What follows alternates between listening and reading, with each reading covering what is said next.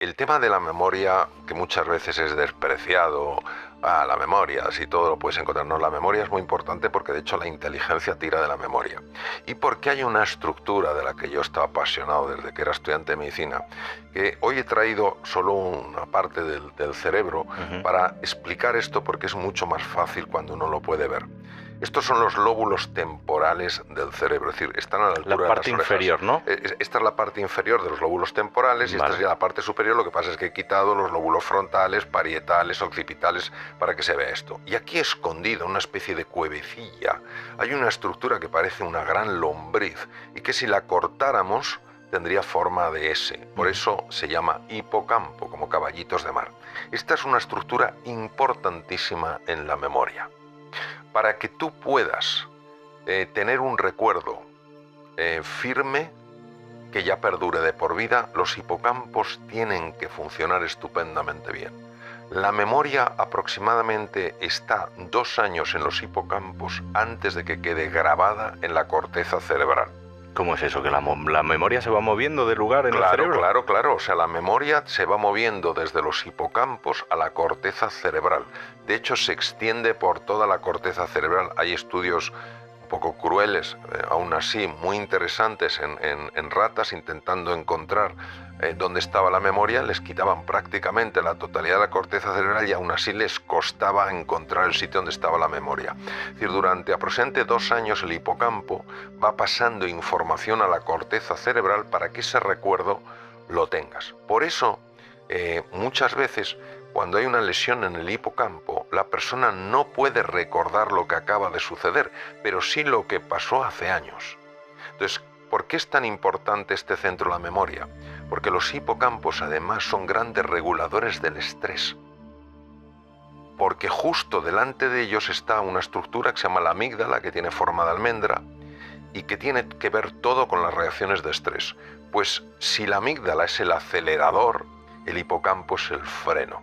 Es que creo que me acabas de contestar a una cosa que siempre me he preguntado, que digo, yo hay veces que digo en casa, voy a dejar las llaves aquí, y es un sitio en el que no suelo dejar las llaves, pero me acordaré seguro. Te das una vuelta y ¿dónde dejé yo las llaves? Sin embargo, te recuerda dónde las dejaste 2 semanas atrás porque es el sitio donde las dejaste siempre. ¿Puede que tenga algo que ver? Todo eso tiene que ver. Ten en cuenta que primero hay el tema de las llaves no lo recuerdas no por un fallo en el hipocampo, sino porque hay una parte en el cerebro que no la he traído aquí que se llama la corteza dorsolateral, donde está los centros de la atención y la memoria a cortísimo plazo. Aproximadamente nosotros podemos aguantar 7 números. Tú me dices, Mario, acuérdate de estos 7 números y yo los puedo recordar. Si me dices 8 o 9 ya tengo problemas. Entonces, ¿qué pasa? Que eso tiene que ver mucho con la atención. Si en un despiste dejas la llave en otro sitio, ni siquiera el hipocampo lo ha podido registrar. Claro.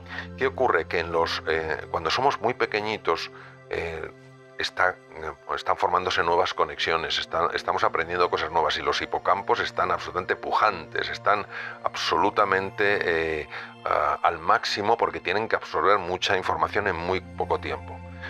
Ahora, ¿por qué nos acordamos especialmente de ciertas cosas? Nos acordamos cuando tienen un componente emocional. Uy, ahora eso no te adelantes porque a eso quiero llegar. Bueno.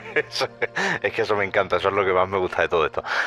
Antes, ¿por qué no relacionamos? Claro, porque cuando tomamos decisiones, cuando razonamos, eso entiendo que es un cúmulo de experiencias, es un cúmulo de recuerdos que te han hecho quien eres, ¿no? Y lo que te quería preguntar, además de cómo va evolucionando eso durante el tiempo en nuestro cerebro, es qué tiene que ver la memoria con la neuroplasticidad. Porque yo entiendo que a través de la memoria tomamos decisiones. Claro, tú lo has explicado muy bien. Vamos a ver, nosotros tenemos que aprender en base a las experiencias, ¿vale? Hay experiencias agradables, experiencias nada agradables, pero todas son experiencias de las cuales puedes sacar un aprendizaje. Entonces, obviamente, el cerebro es el órgano que tiene que ayudarnos a adaptarnos a los nuevos cambios. Tú fíjate la cantidad de cambios que están sucediendo ahora. Pues todos los cambios que hemos experimentado desde el Pleistoceno, sí, 2,5 millones de años, la era glacial, hasta el momento actual. Entonces, ¿qué ocurre? Pues que tiene que haber la capacidad en el cerebro de acumular nuevos recuerdos y nuevas experiencias.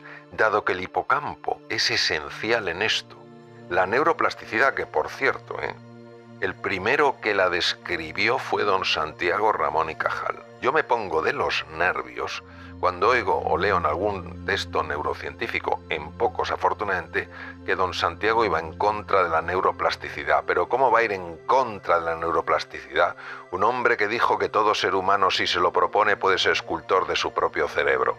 ¿Cómo va a ir en contra? Lo que pasa es que nos cuesta a veces admitir la grandeza de algunos científicos. Bien, dicho esto, entonces, ¿qué ocurre? Que cuando tú tienes ganas de aprender algo nuevo, Alberto, cuando tienes ilusión, cuando realmente algo te importa, empiezas a liberar una cosa que se llama BDNF, Brain Derived Neurotrophic Factor. Entonces el BDNF lo que hace es que células madres situadas en las cavidades del cerebro, mira, aquí tenemos cavidades del cerebro, fíjate cómo son huecos que están llenos de líquido cefalorraquídeo y que están justo en las paredes, células madre multipotenciales, fíjate las células madre, lo interesantes que son, porque se pueden convertir en cualquier cosa.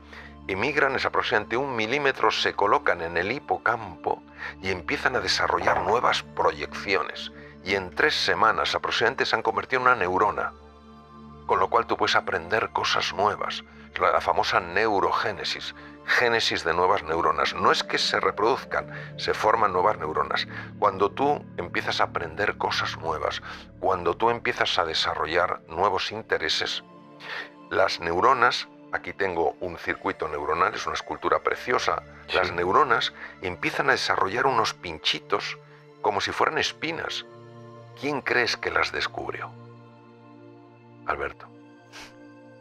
Cajal. Don Ramón y Cajal. Don Santiago Ramón y Cajal. Hay una carta preciosa escrita a Rafael Lorente Denó, que entonces vivía en Nueva York, el Rockefeller Institute, fue un grandísimo científico, Lorente Denó, describiendo las espinas. Empezamos a formar como las espinas de una rosa. ¿Y para qué? Porque ahí van nuevas proyecciones de nuevas neuronas. Es como si tú dijeras, ven a mí. Tú imagínate más conexiones, más interacción neuronal, más diálogo neuronal, más inteligencia, más memoria, más aprendizaje. ¿Sabes hasta cuánto dura este proceso? Toda la vida.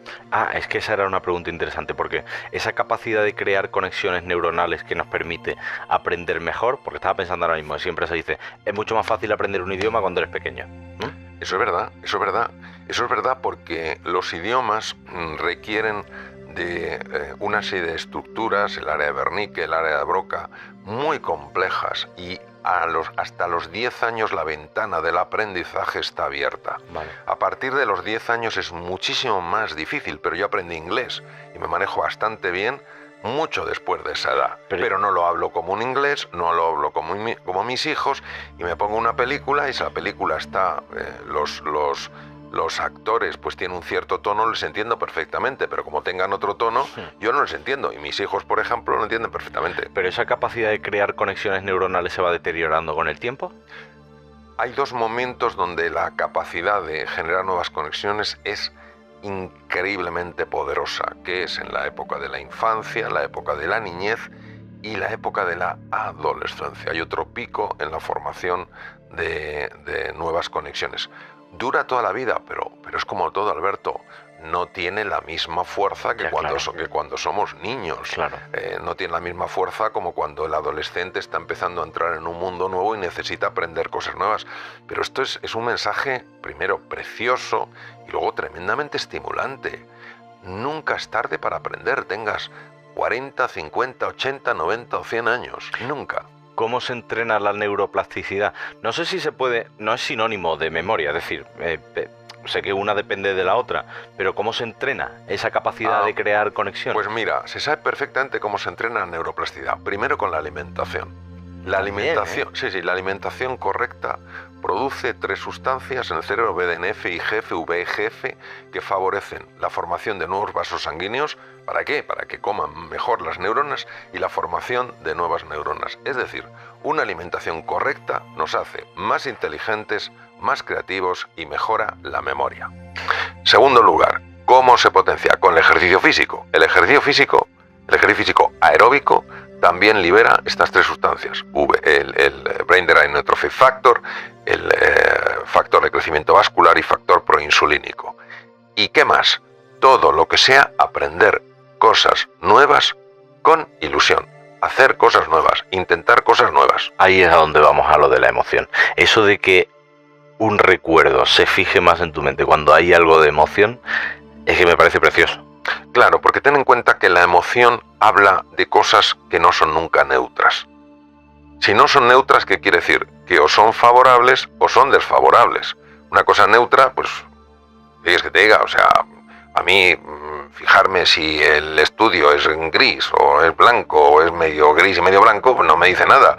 Pero saber que estoy contigo, que es una cosa agradable, o encontrarme con una situación difícil en la calle que no es desagradable, tiene que quedar grabado de una manera especial. Y entonces en este caso, la amígdala, que está justo aquí delante de los hipocampos, la amígdala guarda el elemento emocional.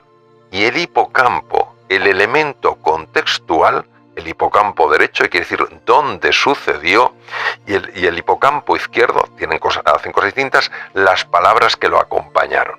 Fíjate la importancia de esto. Tengo con 6 años una experiencia dolorosa en un sitio que estaba pintado de azul clarito. Ha quedado la experiencia dolorosa en lo que se llama la amígdala lateral y el sitio, el color, el espacio en el hipocampo.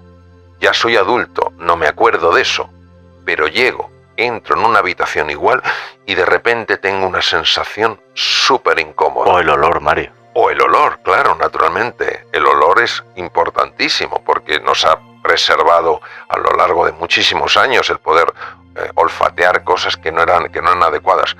Pero en el otro lado, en el izquierdo, yo acumulo las palabras. Si alguien me dijo en un momento determinado, anda ya, y me lo dijo con una sensación de desprecio, y eso me caló hondo, en el futuro alguien me dirá, anda ya, pero me dirá anda ya como... Sí. Y produce en mí una reacción, ¿por qué dices eso? No, si se lo he dicho anda ya. No, pero me has... No, y se ha activado ese recuerdo. Claro, el cerebro funciona por asociaciones. Porque estaba pensando, y tú y yo hemos hablado de hábitos, de lo que cuesta quitarse un mal hábito de encima, y estamos hablando de recordar muchas cosas, ¿no? De cómo mejorar la memoria, de por qué asociamos ciertos recuerdos a emociones, pero desaprender, que también es importante en la vida, sobre todo en cuanto a hábitos que no quieres seguir, que te acompañen en la vida. O sea, ¿tan complejo es romper conexiones neuronales? Bueno, vamos a ver. Primer principio. El cerebro pesa el 2% del cuerpo y se va al 20% de la energía. La energía es una cosa importantísima. Por tanto, si tú no lo estás utilizando tu cerebro, tú lo pierdes. Hay una frase que es use it or lose it. Sí. Úsalo o piérdelo. Entonces, ¿qué quiere decir? Que indudablemente si un circuito dejas de usarlo, ese circuito va perdiendo conexiones sin duda. Entonces, otro mensaje muy importante para las personas que quieren deshacerse de hábitos nocivos. Si empiezan a crear un hábito positivo, se va formando un nuevo circuito. Y ese circuito empieza a competir con el otro hábito. Entonces, cuantas más veces tú respondas de acuerdo a tu nueva decisión, a tu nueva elección, más se irá fortaleciendo ese nuevo circuito y más se irá debilitando el otro circuito. Ojo aquí.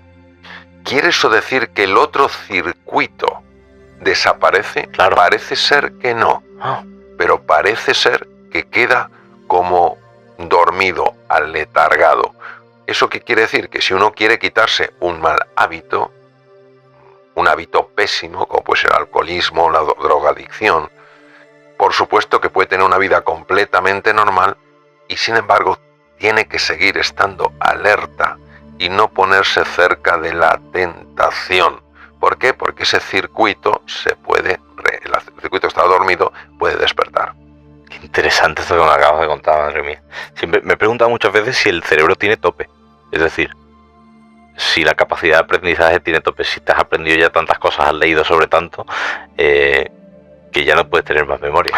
Bueno, don Santiago, de alguna manera, don Santiago Ramón y Cajal, pensaba que puede tener un tope en la memoria, es decir, que puedes llegar a saturar la memoria. Pero probablemente tienes que tener tal acúmulo de datos, tal acúmulo de experiencias, que eso pues requeriría a lo mejor que viviéramos una vida mucho más larga. Claro. Porque es verdad, es decir, ocupan lugar en la neurona, ocupan conexiones neurales, es decir, y no sabemos hasta dónde realmente el cerebro puede llegar, porque no lo sabemos. Estamos en una época maravillosa por la cantidad de avances tecnológicos, por la interconexión global que nos permite conocer a alguien de India a través a través de Internet. Pero claro, también vivimos, y me gustaría hacerte una reflexión. Creo que el ser humano ahora se pregunta fundamentalmente cómo debe vivir y no por qué y para qué debe vivir. Estamos en un momento en el que buscamos la recompensa a corto plazo constantemente.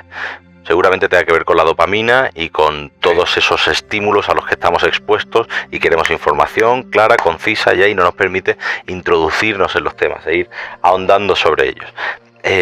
Estamos perdiendo capacidad de atención. A mí hay un dato que no para de rondarme la cabeza. Los chavales jóvenes ahora tienen 8 segundos. Te prestan 8 segundos de atención. Sí. Si no les ha interesado, adiós, muy buenas. ¿Cómo afecta esto a la neuroplasticidad, o cómo la neuroplasticidad nos puede ayudar a salir de esto? Bueno, afortunadamente sabemos muy bien lo que pasa con el cortoplacismo. Hay un experimento que ha sido replicado, se llama el del marshmallow, que son las nubes. Sí, las de la fire. Eso es. Entonces el marshmallow es un experimento que se hizo hace muchos años en Estados Unidos, primero que se hizo, donde a niños pequeñitos, 4 o 5 años, se le decía, te dejo un marshmallow, que es como lo que llaman las nubes, ¿no? Sí, sí. Que es una cosa azucarada, te dejo esto, si no te lo tomas cuando yo vuelva, te daré 2. Y entonces pusieron cámaras para verles, cámaras que ellos no sabían que estaban ahí. Y entonces es muy divertido. Bueno, en aquel momento no se pusieron cámaras, pero se ha replicado poniendo cámaras. Y es muy divertido porque ves el niño que se tapa los ojos para no verlo, que está mirando a otro lado, etc. Entonces, bueno, pues hay un momento en que algunos resisten y otros no. Lo interesante es que en el primer experimento, en que no se usaron cámaras, sí se siguió la vida de aquellos niños a lo largo de toda la edad adulta. Y se quedaron impresionados al ver que aquellos niños que habían sido capaces de posponer la recompensa estaban mucho mejor en todas las dimensiones que aquellos que no habían podido soportarlo. Es decir, no cabe duda que hacer frente a ese flash de dopamina, como bien describes tú, en el núcleo accumbens, tiene su recompensa. Por tanto, es un error vivir en el cortoplacismo, pero clarísimamente. Número 2, el tema del déficit de atención. Esto es un tema muy serio. Es un tema muy serio, esto no es una broma, que una persona solo te pueda prestar atención 8 segundos, porque la atención es una de las capacidades más importantes del cerebro humano, ya que todo está sucediendo ahora, no sucedió ayer, ni sucederá mañana, está sucediendo hoy. Sí, claro, si yo no estoy atento, ¿cómo voy a poder dar la respuesta más adecuada? ¿Cómo voy a poder escuchar lo que una persona me quiere transmitir? Porque le está afectando mucho, y esto lo tenemos que tomar muy en serio. Por eso yo recomiendo muchísimo el ejercicio de leer con libro físico, y que una vez que se han pasado las páginas, unas pocas páginas, que la persona diga, ¿qué he leído? Se da cuenta de su tremenda falta de atención. Bueno, es que eso es una cosa. Claro, pero eso no es para que la persona se deprima, sino para que reconozca que está perdiendo capacidad de atención, que la zona dorsolateral del cerebro está perdiendo conexiones por falta de uso, y que diga, oye, la atención es muy importante, empieza a prestar atención, y entonces, como la neuroplasticidad existe en todo el cerebro, y por supuesto en la corteza cerebral, se forman nuevas conexiones. Es una tragedia lo del déficit de atención, y sobre todo porque revertirlo implica un cambio de paradigma total. No vamos a dejar de utilizar el móvil. TikTok, Instagram no van a desaparecer mañana. No, por eso, claro, tienes razón, y por eso hace falta primero ir entrenando algo que no es cómodo, que es la disciplina. Decir, oye, ahora miro el móvil y ahora no miro el móvil. En segundo lugar, hace falta que todo el círculo que rodea a una persona de alguna manera vibre en la misma sintonía. Porque claro, si yo estoy con 5 amigos y soy el único que quiero prestarse atención, y los otros 4 están, venga a mirar su su chat y su móvil, pues claro, no me lo hacen fácil. Y por otro lado, que se tomen medidas a nivel global. Hay países, por ejemplo, países nórdicos, donde se está prohibiendo la utilización de tecnología, por ejemplo, en el medio escolar. Sí, de hecho en el colegio ha mejorado mucho la situación de niños que están sufriendo bullying, porque sabes que ahora mismo el bullying, bueno, antes el bullying se quedaba en las clases, y es que ahora mismo ya no es solo responsabilidad de los profesores, que son los que están atentos a los niños, es que el bullying va a casa, es que las fotos se comparten entre colegios, es que se ha convertido en un fenómeno.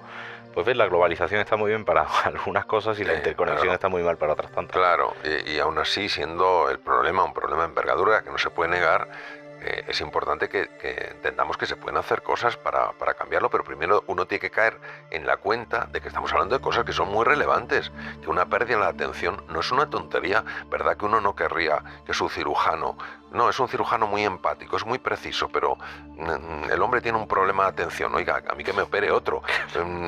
Mire, este es un conductor estupendo, lo que pasa es que de vez en cuando se despista. Pues es eso, en la vida la atención es sumamente importante. Tú no vas a establecer una conexión afectiva con alguien que no te esté prestando atención, porque el mensaje, que no es el que te quiere transmitir, es el que en ese momento te puede transmitir es, oiga, usted a mí no me interesa, me interesa más lo que me están mostrando en el teléfono. Qué bueno.